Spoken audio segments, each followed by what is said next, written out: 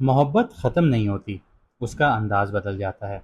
पैसा हो या ना हो, लेकिन इंसान को समझ में आ जाता है कि असल कीमत है किस चीज़ की। और रिश्ते टूटने के लिए नहीं, बल्कि बैलेंस होने के लिए प्रेशर में आते हैं। इसी तरह 3 सितंबर को वीनस जो है वो विर्गो छोड़कर लिब्रा में एंटर हो रहा है, ट्रांजिट कर रहा है। और ये सिर्फ एक साइन चेंज नहीं है, वीनस की कहानी यहाँ पर बिल्कुल एक नए चैप्टर जैसी है। पिछले दौर में वीनस जो था वो विर्गो में नीच का था, वहाँ उसे हर चीज़ को एनालाइज करना पड़ रहा था। चाहे रिलेशनशिप में प्रॉब्लम क्या है, पैसे कहाँ लीक हो रहे हैं, किस चीज़ की वैल्यू कम हो चुकी है, और किस एक्सपेक्टेशंस को रियलिटी के साथ एडजस्ट करना ज़रूरी है। ऊपर से सैटर्न की सातवीं नज़र थी वीनस के ऊपर, यानी फीलिंग्स के साथ रिस्पॉन्सिबिलिटीज़, कंफर्ट्स के साथ अकाउंटेबिलिटीज़, और अट्रैक्शन के साथ रियलिटी चेक भी बहुत स्पीड से चल रहा था। लेकिन अब कुछ सिनेरियोज बदल रहे हैं। वीनस लिब्रा में एंटर कर रहा है, अपने ही घर में जा रहा है, यानी वो जगह जहाँ पर वीनस अपने नेचुरल लैंग्वेज बोलना जानता है, मोहब्बत जानता है, बैलेंस जानता है, ब्यूटी जानता है, डिप्लोमेसी जानता है, अट्रैक्शन जानता है, एग्रीमेंट्स जानता है, लग्जरी जानता है, सोशल कनेक्शंस और फेयरनेस जानता है। विरगोन में जब था तो ये सवाल उठ रहा था कि मसला क्या है, लेकिन जब लिब्रा में होगा तो सवाल ये होगा कि अब इसे बैलेंस कैसे करना है। और यहीं से इस ट्रांजिट की असली कहानी शुरू हो जाएगी। जो रिलेशनशिप पिछले फेज में क्वेश्चंस हुए थे, उनमें अब डिसीजंस आ सकते हैं। जो मिसअंडरस्टैंडिंग एनालाइज हो रही थी, उनमें अब कन्वर्जेशंस के ज़रिए सॉल्व करने का वक्त आ जाता है। जो फाइनेंशियल हैबिट्स रिव्यू हुई थी, उनमें अब बैलेंस और बेटर प्लानिंग आना शुरू हो जाती है। और जो लोग सिर्फ अट्रैक्शन की वजह से ज़िंदगी में थे, तो उनके मुकाबले वो लोग ज़्यादा इंपॉर्टेंट हो जाएंगे, जहाँ पर रिस्पेक्ट, रेसिप्रोसिटी और म्यूचुअल वैल्यूज़ जहाँ पर आ रही होंगी। लेकिन वीनस का स्ट्रांग होना ये मतलब नहीं है कि हर चीज़ ऑटोमेटिकली परफेक्ट हो जाएगी। स्ट्रॉन्ग वीनस चीज़ों को ब्यूटीफुल तो बना सकता है, बट ब्यूटीफुल चीज़ और सही चीज़ हमेशा एक नहीं होती। खूबसूरत चीज़ आप देख रहे हैं और वो बिल्कुल परफेक्ट हो रही है, तो ये भी नहीं होगा, पॉसिबल नहीं होगा। कभी कभी आप इंसान देखते हैं जिससे प्यार करते हैं, वो आपको बहुत खूबसूरत लगता है, लेकिन उसके अंदर भी खामियां होती हैं। किसी रिलेशनशिप की केमिस्ट्री बहुत स्ट्रांग हो सकती है, लेकिन कंपैटिबिलिटी वीक होती हुई नज़र आती है। कोई बिजनेस डील बहुत अट्रैक्टिव लग सकती है, लेकिन टर्म्स और कंडीशन जो होते हैं वो अनफेयर होते हुए नज़र आते हैं। कोई लग्जरी आपको बहुत पसंद आ सकती है, लेकिन उसके फाइनेंशियल बर्डन्स फ्यूचर में प्रॉब्लम बना सकते हैं।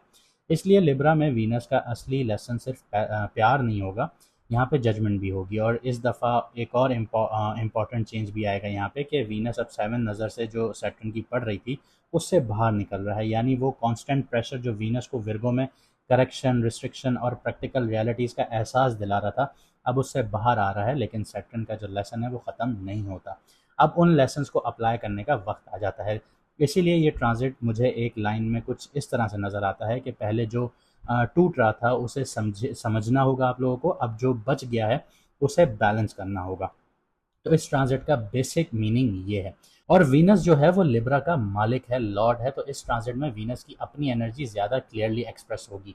रिलेशनशिप ज़्यादा विजिबल होते हुए नजर आएंगे, सोशल कनेक्शन ज़्यादा मीनिंगफुल होते हुए नजर आएंगे, डिप्लोमेसी का रोल बढ़ सकता है। बिजनेस बिजनेस एग्रीमेंट्स हो गए, कोलैबोरेशन हो गई, ब्रांडिंग हो गई, beauty, fashion, media, art, luxury related fields में मूवमेंट आ सकती है। लेकिन हर मून साइन के लिए ये मैनिफेस्टेशन बिल्कुल अलग होगी, क्योंकि लिब्रा आपकी कुंडली में एक अलग हाउस एक्टिवेट करता है। किसी के लिए मैरिज का चैप्टर ऑन करेगा, किसी के लिए करियर, पब्लिक इमेज का चैप्टर एक्टिवेट करेगा, किसी के लिए इनकम, फाइनेंशियल प्लानिंग का चैप्टर एक्टिवेट करेगा, किसी के लिए फॉरेन कनेक्शन, प्राइवेट रिलेशनशिप्स, और किसी के लिए ट्रांजिट एक बहुत सिंपल लेकिन गहरा सवाल लेकर आ जाएगा। कि सवाल कुछ इस तरह से होगा कि आप जो डिज़र्व करते हैं, क्या आप उसकी कीमत पहचानते भी हैं या नहीं पहचानते? तो अभी अगर आप नहीं पहचानते, तो फिर उसके लिए थोड़ी-सी मेहनत करनी पड़ेगी। तो इस सीरीज़ में हम देखेंगे कि 30 सितंबर के बाद वीनस आपके मून साइन के किस हाउस में एंटर करेगा, और वो हाउस रियल लाइफ़ में क्या रिप्रेज़ेंट करता है। तो वीनस की 7वीं नज़र किस दूसरे हाउस को एक्टिवेट करती है, और विर्गो में जो लेसन शुरू हुआ था, वो लिब्रा में किस रिज़ल्ट्स की तरफ लेकर जाएगा।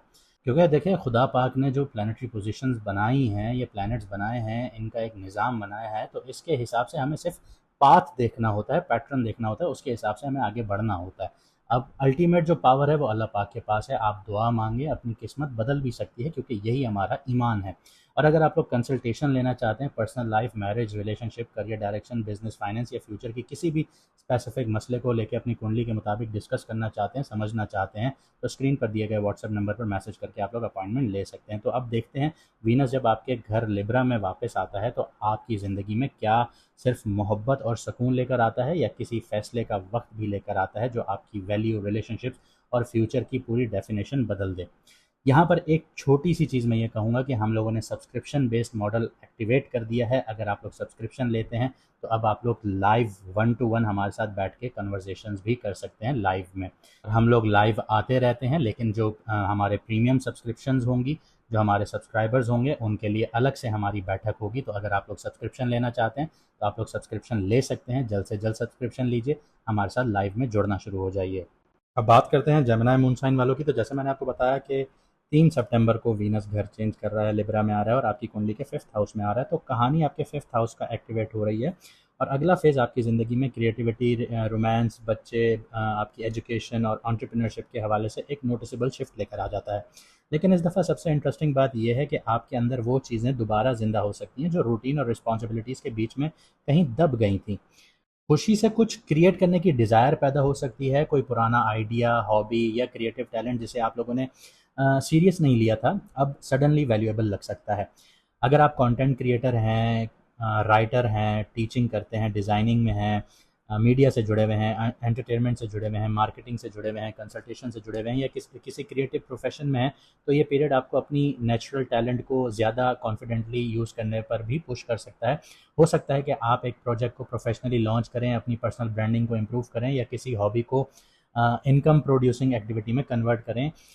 इस तरह के डिसीजंस आप लोग ले सकते हैं इस दौरान। इंस्पायर तो आप लोग बहुत ज़्यादा होना शुरू हो जाएंगे, लेकिन इंस्पायरेशन के साथ जो है कंसिस्टेंसी, उसको जोड़ना बहुत अहम हिस्सा होगा। ये बहुत डिफ़िकल्ट होता है। डिफरेंस भी यहाँ पर होता है कि आप एक चीज़ से इंस्पायर हो गए लेकिन कंसिस्टेंसी नहीं है, और इन दोनों को अगर आपने जोड़ दिया तो कामयाबी आपकी है, वरना फिर ये चीज़ें बीच में रह जाएंगी। बिजनेस और एंटरप्रेन्योरशिप के लिए ये फेज़ इंटरेस्टिंग हो सकता है। आपको कोई ऐसा आइडिया मिल सकता है जो एस्थेटिकली अट्रैक्टिव होने के साथ साथ कमर्शियली वायबल भी हो। ब्रांडिंग हो गई, प्रेजेंटेशंस हो गई, डिज़ाइन हो गया, कस्टमर एक्सपीरियंस हो गया, ऑडियंस ऑडियंस की जो साइकोलॉजी है, इसमें आपकी अंडरस्टैंडिंग बहुत ज़्यादा इंप्रूव होती हुई नज़र आती है। अगर पहले आपका प्रोडक्ट अच्छा था लेकिन प्रेजेंटेशन वीक थी, तो अब उस साइट पर काम करना सरप्राइजिंगली स्ट्रॉन्ग रिजल्ट देगा आप लोगों को। लोग सिर्फ चीज़ नहीं खरीदेंगे, वो उस चीज़ के एक्सपीरियंस भी खरीदना शुरू करेंगे। रोमांस के हवाले से बात करूं, क्योंकि 5th हाउस एक्टिव है, तो ये पीरियड जेमिनी के लिए नोटिसेबल होता हुआ नज़र आता है। सिंगल्स के लिए किसी इंटेलिजेंट, चार्मिंग, क्रिएटिव या सोशली पॉलिश्ड पर्सन की तरफ आप लोग अट्रैक्शन डेवलप कर सकते हैं। इसके अलावा कनेक्शंस जो हैं, ये एजुकेशन से रिलेटेड आपके बन सकते हैं, सोशल सर्कल से रिलेटेड, ऑनलाइन प्लेटफॉर्म या किसी क्रिएटिव एनवायरनमेंट से शुरू हो सकते हैं। लेकिन इस बार सिर्फ एक्साइटमेंट को फॉलो करना ज़रूरी नहीं है। देखना ये होगा कि कन्वर्सेशन के बाद कंपैटिबिलिटी भी बनती है या सिर्फ केमिस्ट्री पर ही आप लोग चल रहे हैं। जो रिश्ता आपको मेंटली सिमुलेट करे और इमोशनली रिस्पेक्ट भी दे, उसकी वैल्यू ज़्यादा होगी यहाँ पर। अब जो एग्जिस्टिंग रिलेशनशिप में है, तो वार्मथ और अफेक्शन बढ़ती हुई नज़र आती है। आप पार्टनर के साथ ज़्यादा क्वालिटी टाइम स्पेंड करना चाहेंगे।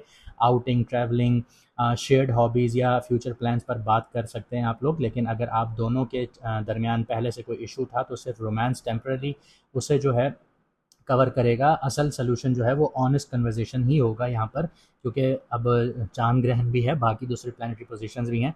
तो इस पीरियड में रिलेशनशिप को ब्यूटीफुल दिखाना कम और वाकई बेहतर बनाना ज़्यादा इंपॉर्टेंट होगा आप लोगों के लिए।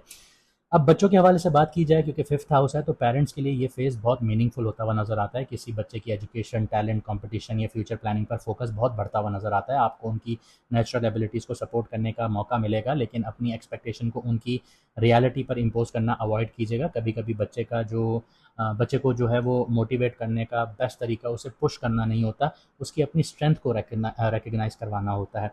फाइनेंशियली बात करूं, तो ये पीरियड क्रिएटिविटी से अर्निंग का जो पोटेंशियल है बहुत ज़्यादा लेकर आता है। लेकिन स्पेकुलेटिव डिसीजन जो हैं, स्पेकुलेटिव इन्वेस्टमेंट जो हैं, इनमें एक्स्ट्रा कॉशन चाहिए आप लोगों को। अगर कोई इन्वेस्टमेंट, ट्रेडिंग या कोई रिटर्न अपॉर्चुनिटी अट्रैक्टिव लगती है, तो उसे सिर्फ एक्साइटमेंट की वजह से परस्यू नहीं करना आप लोगों ने। वीनस आपको वैल्यू और प्लेजर की तरफ खींचता है। लेकिन यहाँ हम सिर्फ वीनस की बात नहीं कर रहे, यहाँ पर दूसरी प्लानिटरी पोजीशन भी बहुत इंपॉर्टेंट है, क्योंकि आप लोग चांद ग्रहण के असर में भी आ रहे हैं। कम्युनिकेशन आपकी ख़राब होती हुई नज़र आती है, आपका करियर ख़राब होता हुआ नज़र आता है, क्योंकि सैटर्न आपके 10th हाउस में है। तो यहाँ पर आपको एक्स्ट्रा कॉशंस लेनी पड़ेंगी, प्रिकॉशंस लेनी पड़ेंगी। आप लोगों को देखना पड़ेगा कि आया मुझे ये चीज़ करनी चाहिए या नहीं करनी चाहिए। पैसा सिर्फ जो है ऐसी जगहों पे ना लगाएं कि जहाँ से रिटर्न आपको लगे कि भाई ये तो अनरियलिस्टिक रिटर्न मुझे मिल रहा है और बहुत जल्दी मिल रहा है। इन जगहों पर आप लगाएं जहाँ पे रियलिस्टिक आपको रिटर्न मिलता हुआ नजर आए और जो समझ में आए चीज़ उस पर रिसर्च करके लगाएं। करियर में भी एक सटल शिफ्ट होता हुआ नजर आता है। आप अपने करंट रोल के अंदर ज़्यादा क्रिएटिव फ्रीडम चाहेंगे। हो सकता है कि आप किसी रेपिटेटिव जो पोजीशंस हैं उनसे बोर होकर किसी ऐसी रिस्पॉन्सिबिलिटी की तरफ मूव करें जहां आइडियाज़ और कम्युनिकेशन ज़्यादा यूज़ हो रहे हों। अगर मैनेजमेंट आपको कोई क्रिएटिव प्रोजेक्ट दे तो उसे सिर्फ एक्स्ट्रा वर्कलोड समझने के बजाय विजिबिलिटी और रिकग्निशन के मौके के तौर पर देखिएगा। आपका जो टैलेंट है वो तब ज़्यादा विजिबल होगा जब आप उससे प्रैक्टिकल रिजल्ट्स में कन्वर्ट करेंगे। इसके अलावा सोशली बात करूँ तो आपका जो सर्कल है थोड़ा रिफाइन हो सकता है। आपको ऐसे लोग ज़्यादा पसंद आएंगे जो सिर्फ एंटरटेनमेंट नहीं बल्कि इंस्पायरेशन भी देते हुए नज़र आते हैं। किसी दोस्त के थ्रू क्रिएटिव अपॉर्चुनिटी मिलती हुई नज़र आती है, किसी सीनियर से मेंटरशिप हो सकती है आप लोगों की, या कोई सोशल कनेक्शन आपको ऐसे इन्वायरमेंट तक लेके जा सकता है जहां आपके स्किल्स की एक्चुअल वैल्यू सामने आए। अब हेल्थ के हवाले से बात करें तो एक पॉजिटिव साइड देखते हैं यहाँ पर कि जब आप लोग काम करते हैं तो उसे जेनवनली उससे खुशी भी हो रही होती है आप लोगों को, क्योंकि पैसा भी आ रहा होता है, लेकिन मेंटल एनर्जी जो है वो नेचुरली इम्प्रूव होती भी यहाँ पर नज़र आती है। लेकिन ओवर सोशलाइजिंग, लेट नाइट या कंसिस्टेंट स्टिमुलेशन से रूटीन डिस्टर्ब भी होती हुई नज़र आती है। तो क्रिएटिव फेस को बर्नआउट में कन्वर्ट होने ना दें। यहाँ पर ये चीज़ आप लोगों को नुकसान दे सकती है। और मीठे से थोड़ी सी परहेज़ कीजिएगा क्योंकि ये आपको शुगर की तरफ लेके जा सकती है। यहाँ पर आपको डायबिटिक की तरफ बीमारियों की तरफ लेके जा सकती है, तो थोड़ा सा एहतियात कीजिएगा।